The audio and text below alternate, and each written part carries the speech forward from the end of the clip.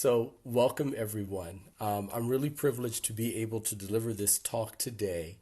That Ingrid Waldron, who is the president of our mainline Pennsylvania chapter of the National Alliance for Mental Illness, approached me about a few weeks ago. And as I've been thinking and readying myself to have this discussion, I'd rather call it than a talk, I've been thinking a lot about how I have been practicing to maintain my sense of hope and gratitude. And I don't have to talk about the challenges of these times. And so let me get started. But before I get started, one of the things I'd like to do, I've been using this as a productive technique in university courses that I'm teaching right now, is I want to pause for 1 minute to give us a chance to settle ourselves, to come away from our normal cares, to relax, and to ready ourselves to be receptive for the conversation that we're about to have and how we need to apply that to build our own resilience in these times. So let's start now. 1 minute of silence.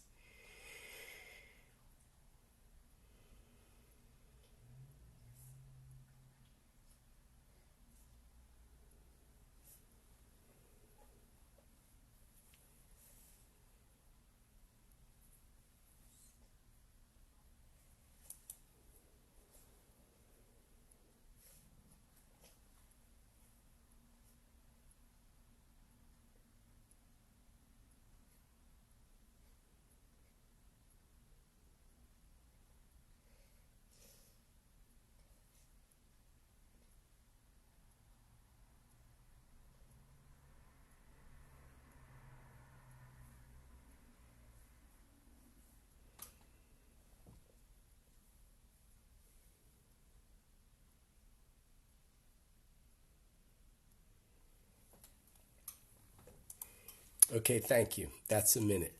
Whew.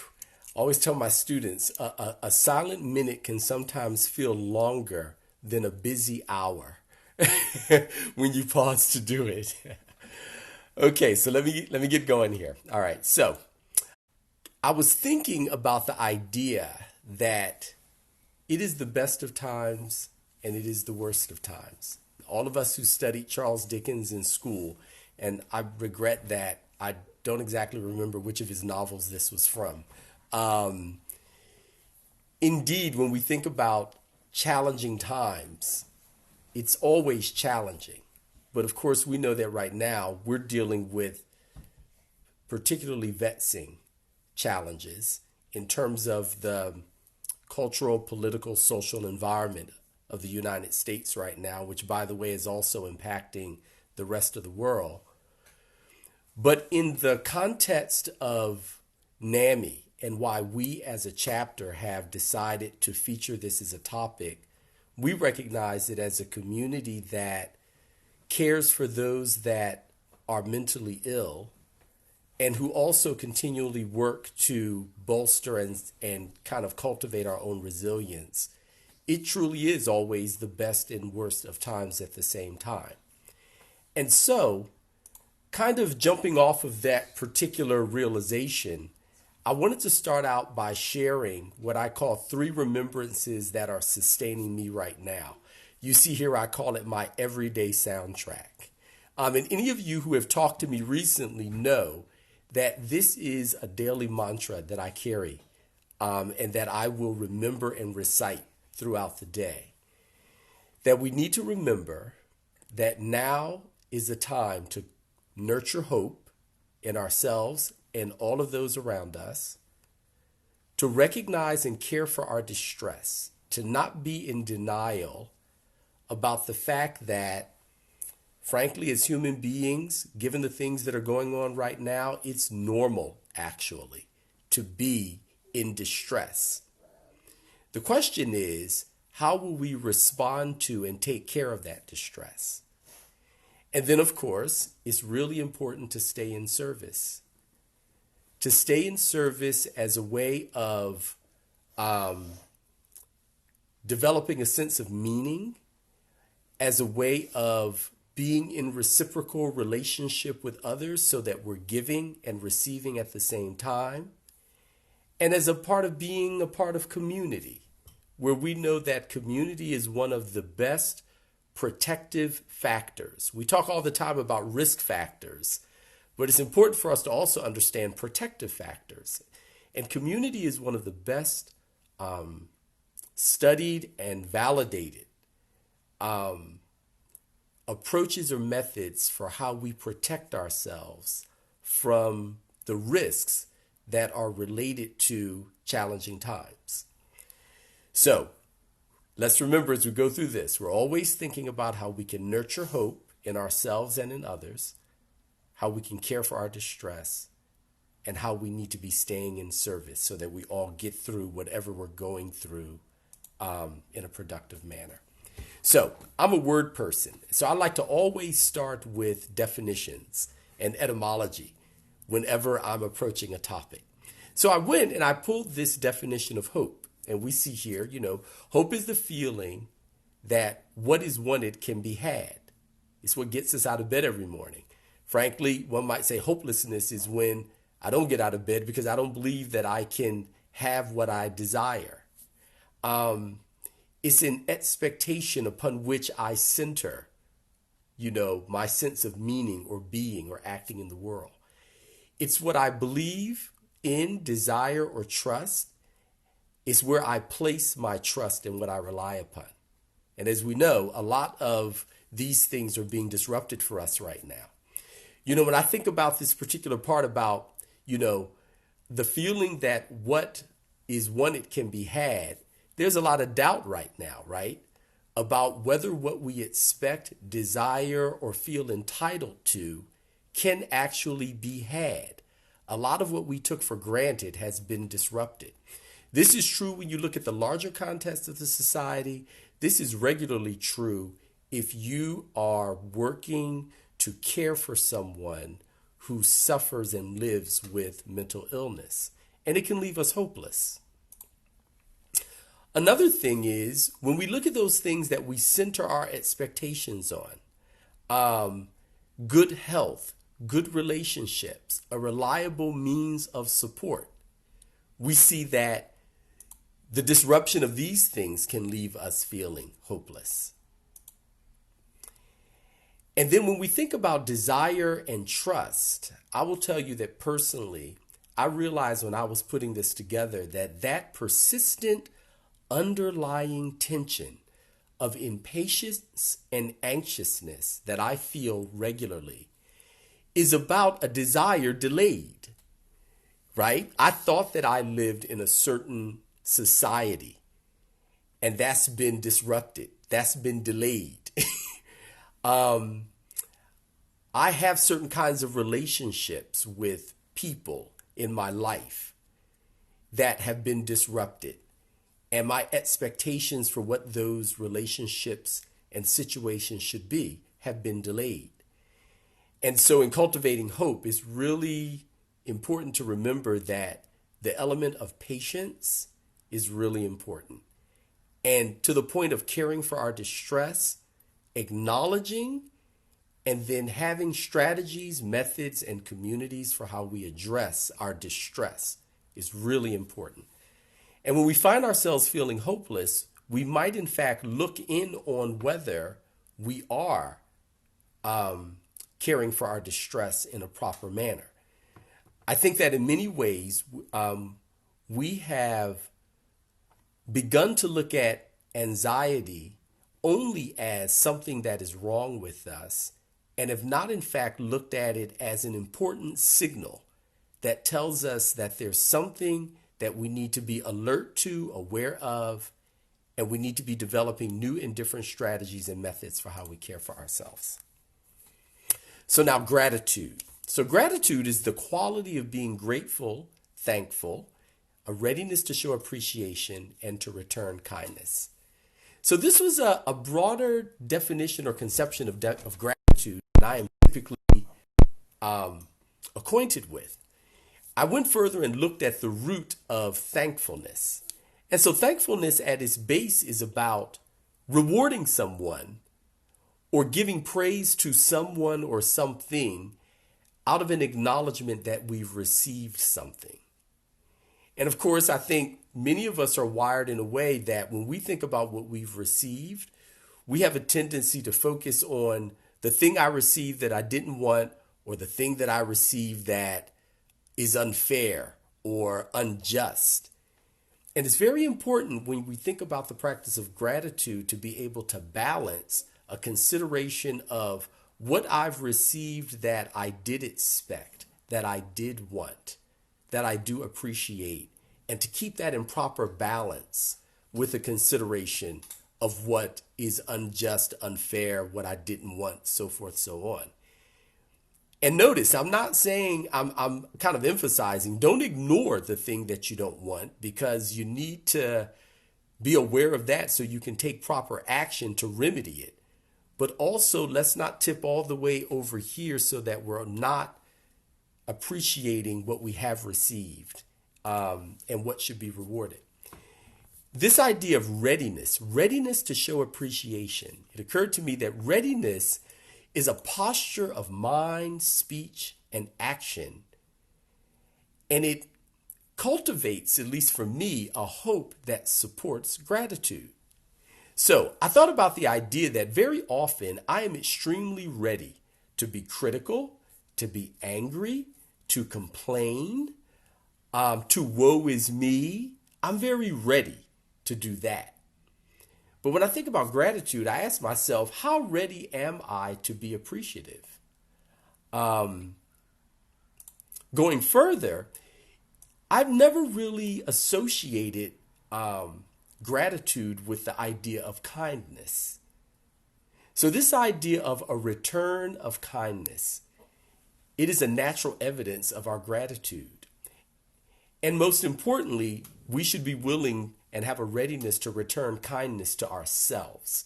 You know, there's a saying that if we talked about and treated other people like we treat ourselves, we would be locked up for assault today, not tomorrow, today.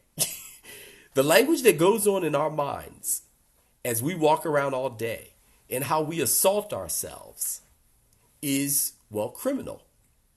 And so the idea of understanding that gratitude is about returning kindness, first to ourselves, then to those that we love and respect, and frankly, going beyond to those that maybe we don't respect so much. And we're going to talk about a practice related to that before we're done today. So, having grounded ourselves in these definitions, right, and understanding kind of the components of, kindness and appreciation, the need to direct it to ourselves, let's move on now to talk about risks and protective factors. So, right now, I am dealing with a lot of change, too much change, otherwise called uncertainty. And that's change in the society on top of continual change that I work with as the caregiver of a loved one who lives with mental illness and disorder. And stress is the natural human response to change. And when we have too much change that overwhelms us and we can't cope with well, we become what I call distress.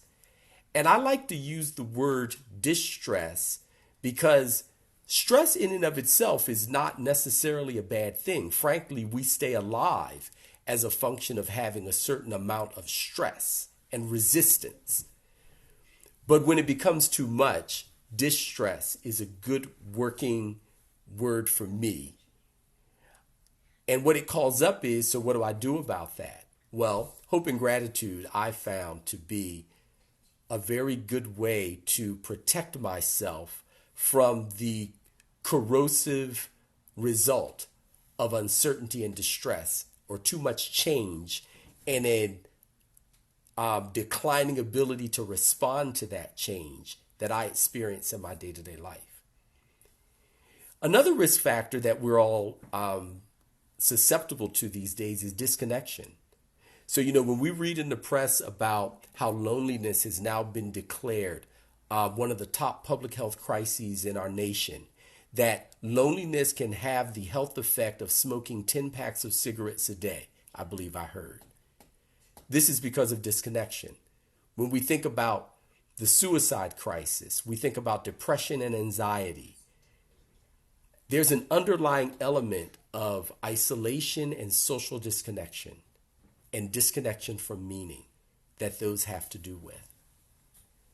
And again, this is a case for us whether we think about the effects of what's going on more broadly in the society, and certainly is something that if you are a caregiver, you live with day in and day out, year in and year out. Actually, for us, decade in and decade out. And then traumatic stress. So, trauma is a hurt that terrorizes. One could say that the key distinction between trauma and other emotional psychological states is that it inflicts terror. And the effect of that terror is what we call trauma. And to varying degrees, all of us are experiencing traumatic stress these days. And certainly if you're a caregiver, once again, it's an ongoing risk factor. But I think it's very important to understand, and the positive psychology work of Dr. Seligman over at UPenn, they've cultivated and studied and kind of emerged this concept of post-traumatic growth. So, it's important to understand that even as we experience traumatic stress, when we have hope and gratitude, we can work on cultivating and looking forward to post-traumatic growth. I know that whenever I bring that term up in talks and conversations, people are always surprised because, we hear about post-traumatic stress disorder all the time. But we very often don't acknowledge or remember that when we care for our distress appropriately, post-traumatic growth is a result that we can expect. All right, so let me move on here. So now, I think it's important to this point, I should have had this up earlier, to appreciate that the conversion of our traumatic, terrorized stress into post-traumatic growth is a worthy outcome to reflect on and to seek over the long term of our lives. And as a matter of fact, as a part of our cultivation of hope and gratitude, it's actually quite nice to reflect on the post-traumatic growth that we benefit from already. Any of us, in looking back over our lives, can think about situations we've been in that utterly terrorized us and traumatized us. And we could also see that in working with and through it, we now enjoy the benefits of post-traumatic growth. So I'll move on to that as I'm keeping an eye on the clock here. So it's, okay, there we go. Okay, so now, generally the way that we use hope and gratitude as terms in our daily conversations and thinking, we think about it as they're either intentions, I have an intention of being hopeful or thankful, or they're emotions, positive emotions, but emotions nonetheless. But here's something I want you to appreciate. While true, hope and gratitude are intentions and emotions, I believe that more importantly, they are habits and skills. And the beauty of anything being a habit or a skill versus just an intention or an emotion is that you can learn it. If you don't know it, you can learn it. And once learned, you can practice and sharpen it. Which means that hope and gratitude are not something that people are born with. And if you're not born with it, you can never get access to it. Or that's just someone's personality or their temperament or the household they were raised in or the religion they belong to. No, anyone who understands the methods for cultivating and developing the habit and skill of hope and gratitude can become increasingly and ever more what? Hopeful, gracious, thankful. You get my point. All right. So I want to kind of help with the conversion of thinking for anyone who thinks, oh, I'm not a hopeful person. I'm just not naturally grateful. Okay. But all of us were born not walking also. And walking is the most difficult skill and habit that we learn in life, I've read. And then when I read that article, the author also said, thankfully, we learn to walk before we become self critical. Because if we had to learn to walk after we understood that things are impossible, that we're not capable, we would never learn to walk. We would give up. So let's not give up on becoming hopeful and cultivating gratitude, whatever our current thought is about how good we are at those particular habits and skills. All righty. So now I want to take a minute, and I'm actually going to leave a space of 1 minute. I'm going to watch my watch here.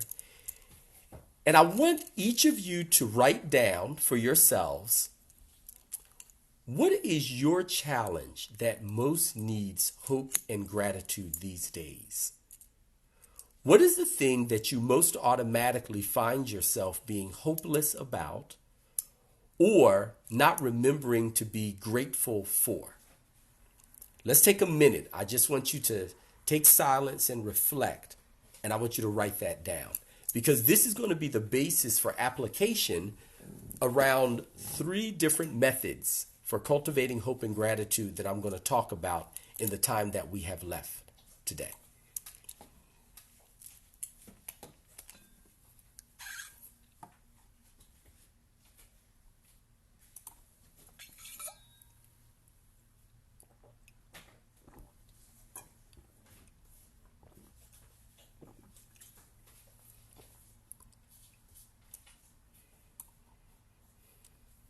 Thank you for being quiet, Caleb. Yes, I was just saying thank you for being silent.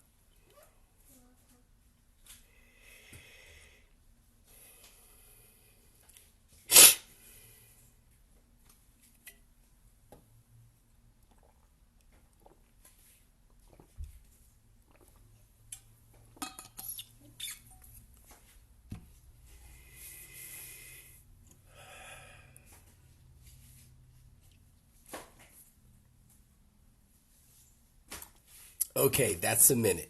All righty.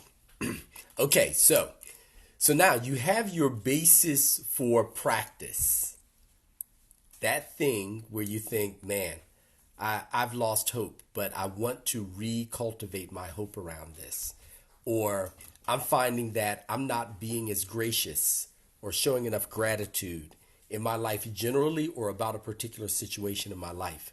Now, let me share with you my 2 challenges. And I'm going to ask you to excuse me now because I am going to get emotional because this touches me. Okay? Right now, I am really challenged with the safety of my Black lives. And I don't mean just mine. I mean also that of my children, of relatives, and of my grandson. And I mean that not just from the perspective of the backlash around racist attitudes that we have in the society, but I also mean that from the perspective even of the virus, where I'm very much in grieving over 2 lives that I've lost to the virus right now. Forgive me. I'm going to pull this back together. Ingrid, you know I do this often when I have talks, so you'll forgive me. And then the other challenge for me right now is around the ambiguous loss of a loved one. I have a loved one who I have not been in contact with for about 4 months now. This loved one is out there somewhere, homeless. I don't know where they are or what they're doing. I have confidence that they're alive. And have confidence that they're in some community that is caring for them and that they're contributing to. But this particular loved one lives with mental illness. And so for me, this is an ambiguous loss. And, ambiguous loss is a particular form of loss that can leave us hopeless and lacking gratitude You see, I put at the bottom, this comes out of the work of Dr. Pauline Boss at the University of Minnesota. We've actually done talks on this in the past as a chapter, because this is a concept that we work with caregivers on in the training that we do. But understand that ambiguous loss is a loss for which there is no closure, right? So you've lost something or someone, but you don't know what the outcome is. It's a possible death, but there's not been a funeral because there's no basis for a funeral. It's someone, maybe a loved one suffering with dementia. They're physically with you, but psychologically, emotionally, they're vacant. You're not able to close it. You're not able to understand it. You're not able to say, I'm certain of what the outcome is. I can move on. You can't move on. You're stuck. And so these are two big challenges for me right now that have really pushed me to nurture hope, care for my distress, stay in service. So anyway, I now want to talk to you about 3 methods that I've been using that have been helping me. And I hope that in sharing this, and as you reflect on your own challenge that's needing hope and gratitude these days, that you'll find this useful. So let me move on. So, gratitude journals. This is a well-researched and evidenced methodology. It's so simplistic in how it's done that you might think, oh, there's nothing scientific about that. But actually, scientific studies have been done that shows that when one, and let me put it this way. Yeah, scientific studies have been done, but I think we all have had parents, grandparents, faith community leaders, teachers, you get my point, right? At some point in our lives, who said to us, be thankful as a normal practice in your life. And what it is that we let that particular practice slip. But when you need hope and gratitude, recommitment is good to do in this case. So when you simply document or pay attention to things that you can be grateful for, you get the following benefits. You may sleep better. You may develop more empathy and be less aggressive because you're reflecting on what you can be grateful for. You may find that your relationships improve. There's been research that's shown that symptoms of illnesses actually can decline when you practice gratitude. But understand the key here is to journal that gratitude. This isn't just, oh, I'm grateful for my wife. I'm grateful for my children. I'm grateful for my food. This is taking time to sit down and really reflect and journal. I'm going to talk a bit about that later. Your self-esteem will improve. Your resilience will improve. You'll become more creative. Gratitude journaling. Now, how do you do it? Well, as a regular practice, writing down 5 things that you're grateful for, but doing it in these particular ways. Be detailed. Be detailed not only about what you can be grateful for that's going well, but be detailed about what you can be grateful for that's not going wrong. So, for instance, with my loved one, I'm grateful that I know, as a function of having talked to a third party, that he's alive. I don't know where he is or what he's doing, but he's alive. I have hope. Be consistent. So, any of us who have studied science, particularly if you've been in pharmaceuticals, have studied toxicology, and you know that every substance is therapeutic up to a level beyond which it's not productive. But also, we know that any substance that's not taken enough doesn't do its job. It's not therapeutic. In order for gratitude to be therapeutic, you have to be consistent in it. You can't only do it when things go well. You especially need to do it when things go wrong. And when things are neutral, stay with it. Stay with it. Don't let it slip. When doing this journaling, use all of your senses. So it's not just the saying of it, but it's closing my eyes. And when I'm grateful for the fact that many of my loved ones have not gotten the coronavirus, I need to feel that, taste that, touch that, hear that. I need to use all of my senses so that that sinks deeply into my soul and my psyche. This is part of the benefit, the therapeutic benefit of this. And then use different processes because we all process information differently. So the most popular way to do this is to write it, but for some people, reciting it, picking up your smartphone and journaling with your voice. For other people, draw it. Draw scenarios or portraits of people you're grateful for or scenes that you're grateful for. And then singing. I come from a family of singers. And my grandmother, my mother, my sisters, my daughter, actually, I even witnessed this in my grandson, always had a habit when they are idly moving around the house of singing songs of thanksgiving.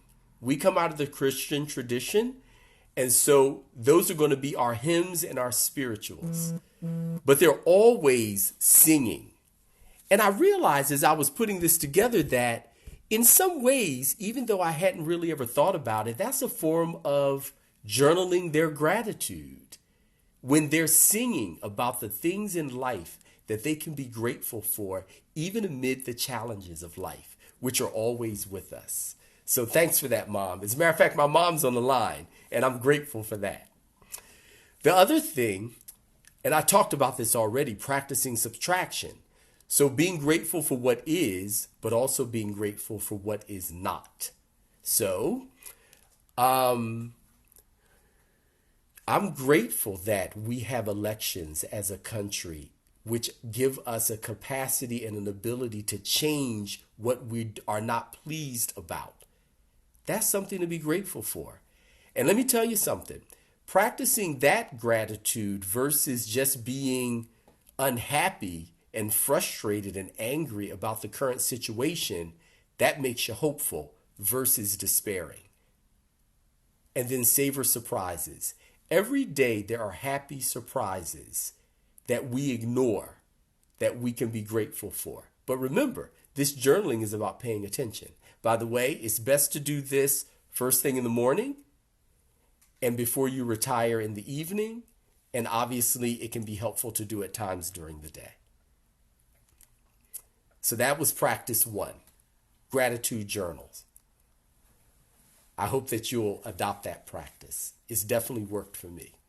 Now, let's talk about offering loving kindness.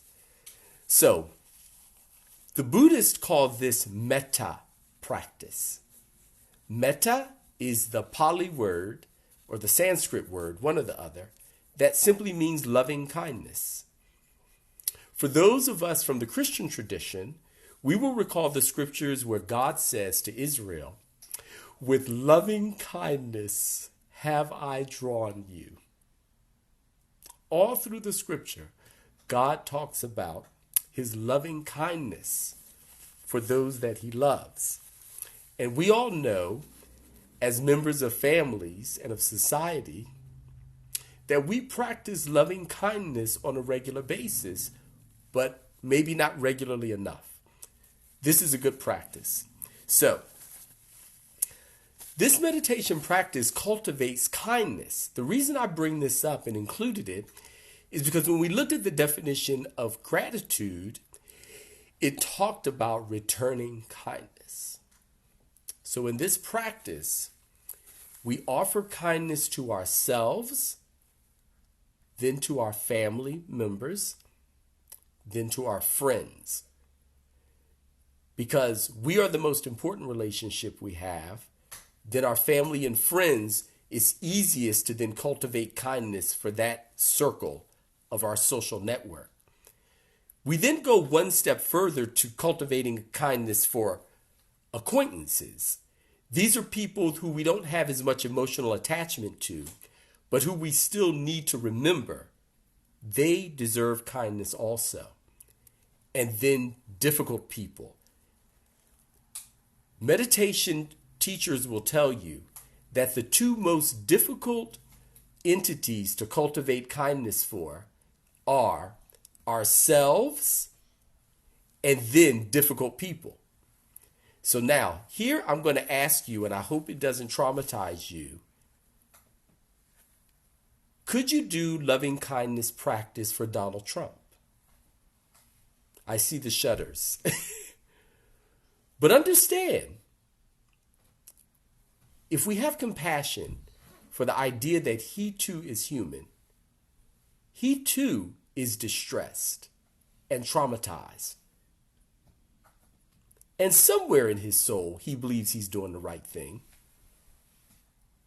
It then is a very difficult, but a hopeful and gracious practice, even to extend loving kindness to him. But it will take a while. It'll take a while. I don't expect you to do this today. Start with yourself and then over time work outward, right? And this is why I should have put this image up. Because the way this practice is done is you start with yourself and then you work outward from center to periphery. And then I have animals here because in the practice, this is about cultivating kindness to all beings, not just human beings. Now, for some people, animals are the easy one. And so animals might go first and then you work out from there. But the point is to understand that it is a concentric practice. And by the way, what I put up here is a common metta meditation or metta phrases that I use. I love these in particular because I practiced these phrases with my grandson from when he was a newborn. Even before he understood language, I trusted that he could feel the energy of my wish for him. So I would say, may I be well. May I be happy. May I be healthy. May I be safe. May I be at peace. May I be at ease. And then you go from the I. And as you work outward, you find a family member, may you be well, and so forth and so on. And then a friend, may you be well, and on and on. I think you get my point. Now, the benefits of loving kindness practice are thus, and you'll see they're quite similar to gratitude journals, and they build on one another. But you may become more self-compassionate. And it will combat your sense of self-doubt, judgment, anger, and self-criticism. Your distress will be reduced. You'll be stressed, but you'll be less distressed. It's been found in studies that people who experience physical pain, this practice reduces physical pain, though results will vary. Telomere health. So telomeres are this aspect of the DNA that has been found by researchers. And the longer your telomeres are, the longer you are likely to live. The shorter, the less. There's this interesting correlation between telomere length and longevity and quality of life. And what's been found is that people who consistently offer loving kindness, do metta practice, tend to have longer telomeres. So if you want to live longer, you might offer more loving kindness. And remember, start with yourself, which is the hardest to do. And yes, as a protective factor, offering loving kindness will enhance your social connection. And here's the reason why, at least in my experience. Because it's very difficult to sit and think about anybody, even an enemy, and wish them wellness, happiness, health, safety, peace, and ease, and not have some change in your perception and in your regard for that person. It will take cold relationships to warm and warm relationships to hot, but in a respectful way, okay? Now, how you do this? So first you settle, and by the way, you can sit, you can stand, or you can walk. When I'm really agitated or nervous, I need to walk. I'm not able to sit. So I want to offer all three methods because some people really can't sit and they actually focus better if they stand or walk. Next, focus on your breath. Then choose a loving kindness wish. Then slowly repeat, may I be well. May you be safe. May they be at ease.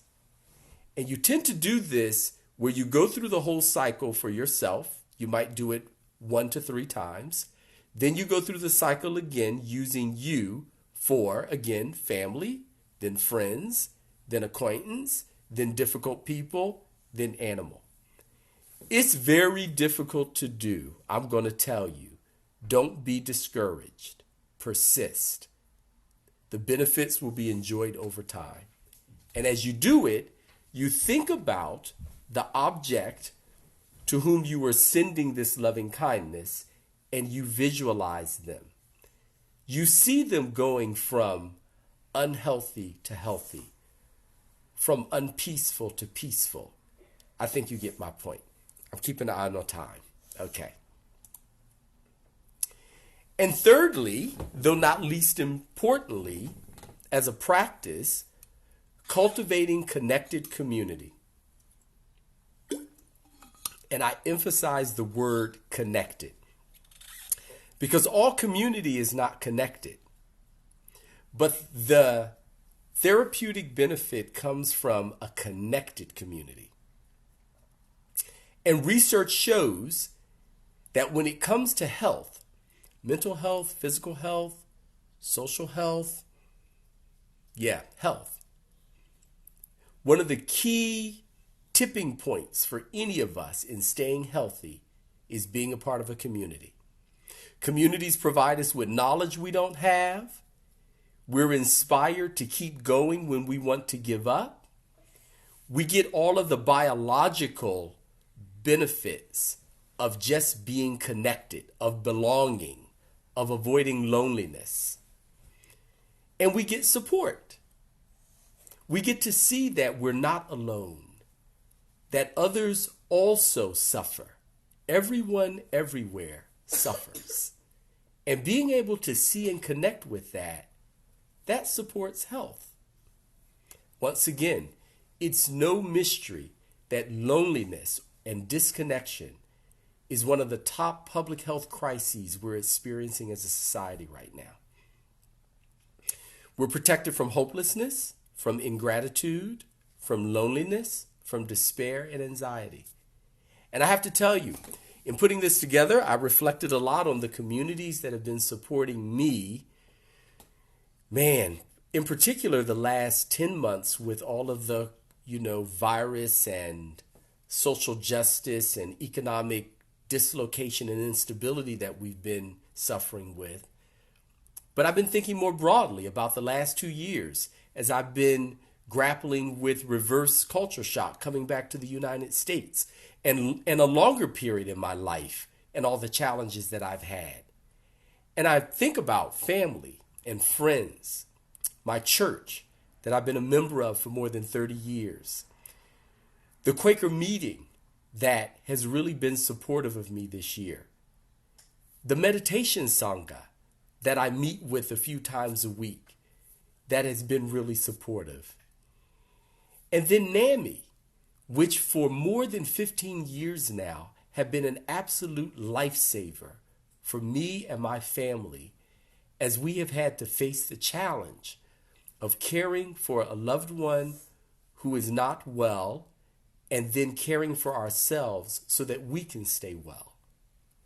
So this idea of looking at and cultivating community is really, really very important. So, the next steps I recommend, and you might have guessed what they would be. But today, start or continue a gratitude journal. Today, start or continue a loving kindness practice. Think about how you can better cultivate connected communities. Now, many of us are members of communities in which we are stressed, distressed, traumatized, and disconnected. I'm not talking about those communities. I'm saying that we need to be very deliberate and intentional about looking at the collection of communities that we're in. We will always not have a choice to be a part of communities where we need to support them, but they may not support us, and where we may not be able to find connection. That's called being alive. That is the privilege and the service of being alive and in a community, in the society, in the world. But that's all the more reason why we need to be deliberate about finding and cultivating connected community. Then remember, we need to be kind to ourselves even as we stumble. And there's nothing like being in a connected community to be able to look at a whole bunch of other people who are also stumbling, so you're not as hard on yourself. And that's probably the way in which community has most helped me this year. And then we need to be patiently persistent, because these things are hard. If they were easy, most people would be doing it already. But I'm afraid that what we see around us, definitely what we see in the media, is that too many of us are in fact not doing these things. And thus we have the unfortunate result of a decline in hopefulness, a decline in graciousness and gratitude. But we can recover that. I like to always tell people, and very regularly these days, that we are all children and grandchildren of ancestors who have dealt with much worse than what we are dealing with. And that because they have, we can. And we need to remember that.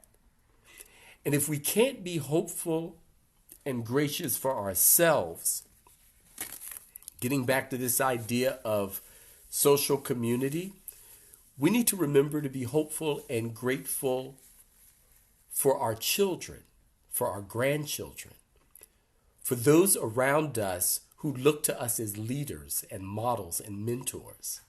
There are very many things that we will not do for ourselves, but we need to remember to do for the communities that we're a part of, that we lead, and that we're responsible for.